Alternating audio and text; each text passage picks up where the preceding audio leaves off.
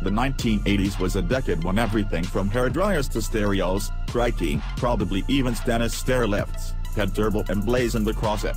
As did, of course, many cars. The most iconic turboization of them all was perhaps Porsche's. And even today, a turbo decal affixed to the back of a Porsche G product creates a buzz. Welcome then, the new Porsche Panamera Turbo. So what's new? There's more power, despite downsizing the V8 from 4.8 to 4.0 liters. The extra output is thanks to two new twin-scroll turbochargers, which are now mounted centrally in the engine SV and, says Porsche, more responsive as a result. Cylinder deactivation so 8 cylinders become 4 on a light throttle makes it more responsible, too, saving petrol and CO2. As does the fact that this engine weighs 9.5 kilograms less than the old one. Underneath the aluminium-clad body resides the VW Group SMSB platform, sprouting double wishbones at the front and a multi-link arrangement at the rear. On the turbo, that's all controlled by standard adaptive dampers and revised air suspension, which now contains 3 air chambers per strut instead of the normal 2. This means extra cushioning and comfort. Holy moly.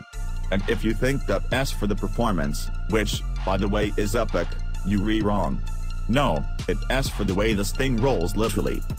Trundling along stunningly picturesque roads of the Cairngorms, the Panamera deals with the twists and ups and downs leagues better than its 1,995 kilograms should allow.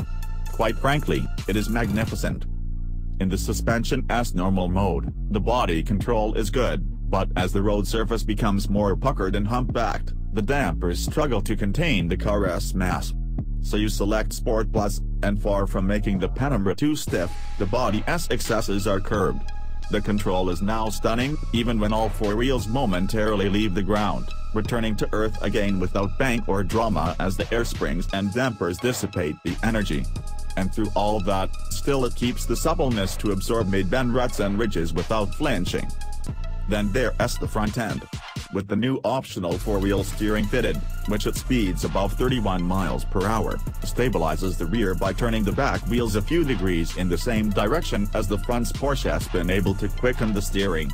And faster steering, plus a more stable rear end, means it turns in and changes direction with the alacrity of a sniffer dog's snout, hot on the scent of contraband.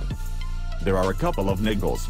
Just off the straight ahead, the steering's self-centering is a little strong for our taste, but push through this and it weights up beautifully. And rejoice, there is some sense of the road surface making its way up through the steering column. The centimeter or so of dead travel in the brake pedal grates, but from then on the brakes are muddy and confidence-inspiring. While all this is going on, the PTK dual-clutch automatic gearbox's changes are smooth and quick. But on the way into corners, curses were muttered in our test car as it refused to change down until the revs had dropped unnecessarily low. Oh, and the performance. Sorry, nearly forgot about that. Pickup is pretty good considering the turbos are boosting at 0.3 bar, and after an inevitable short delay, the torque thunders in at 2,000 revolutions per minute.